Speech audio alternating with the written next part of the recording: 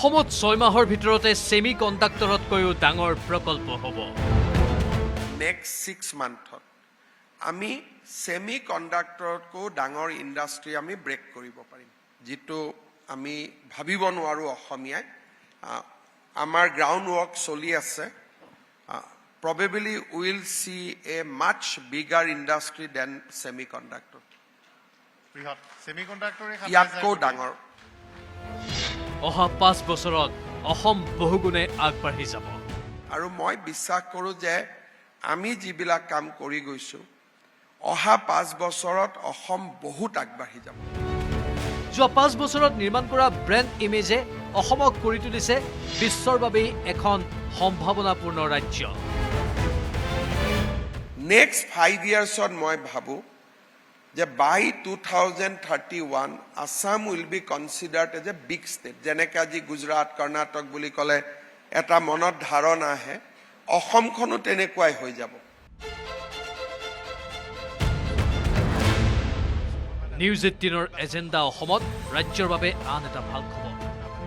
মুখ্যমন্ত্ৰী হিমন্ত বিশ্ব শৰ্মাই এজেণ্ডা অসমত প্ৰকাশ কৰিলে এই আশাৰ বতৰা। অহা 6 মাহৰ ভিতৰতে ৰাজ্যই লাভ কৰিব সেমি কণ্ডাক্টৰতকৈও ডাঙৰ প্ৰকল্প। ইয়াৰ বাবে প্ৰায় 90% কথা বতৰা সম্পূৰ্ণ হৈছে।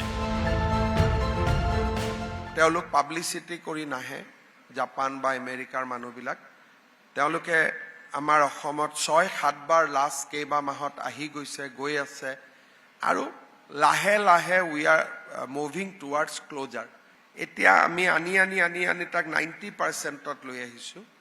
আৰু মই ভাবোঁ যে নেক্সট 6 মান্থত আমি সেমি কণ্ডাক্টৰতকৈও ডাঙৰ ইণ্ডাষ্ট্ৰি আমি ব্ৰেক কৰিব পাৰিম। মুখ্যমন্ত্ৰীয়ে লগতে ক'লে, নিৰ্বাচনৰ ফলাফলৰ পিছতে এই ভাল খবৰটো আহিব। নিৰ্বাচনৰ বাবে অনিশ্চয়তা সন্মুখত লৈ কোনেও ইমান ডাঙৰ বিনিয়োগ কৰিবলৈ নাহে, কিন্তু যোৱা 5 বছৰত ৰাজ্য চৰকাৰে নিৰ্মাণ কৰা ব্ৰেণ্ড ইমেজৰ বাবে এতিয়া সকলো সম্ভৱ। কা আন্দোলনত জাপানৰ প্ৰধানমন্ত্ৰী উভতি যোৱাৰ দৰে দুঃস্বপ্ন এতিয়া নাই। একেটা প্ৰসংগতে মুখ্যমন্ত্ৰী ডক্টৰ শৰ্মাই ক'লে, 27 ফেব্ৰুৱাৰীত জাপানৰ বিদেশ মন্ত্ৰী অসমলৈ অহাৰ কথা। জাপানৰ নতুন বৈদেশিক মন্ত্ৰীৰ এয়াই হ'ব প্ৰথম ভাৰত ভ্ৰমণ। 27 তাৰিখে জাপানত নতুন প্ৰধানমন্ত্ৰী আহিলে। নতুন প্ৰধানমন্ত্ৰীৰ প্ৰথম বৈদেশিক মন্ত্ৰীৰ ভাৰত ভ্ৰমণ অসমো তেওঁ আইটিনাৰীত ৰাখি লৈছে। আসাম আজি গ্ল'বেলি ইমান ইম্পৰ্টেণ্ট ষ্টেট হৈছে।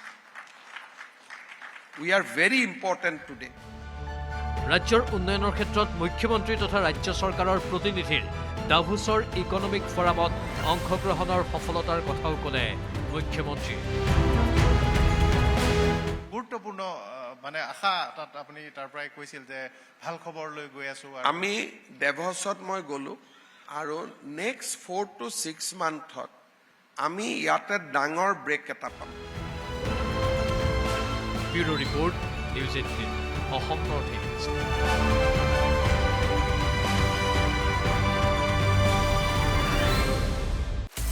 আপুনি বিচৰা বাতৰি পাব কেৱল নিউজ 18 এপত।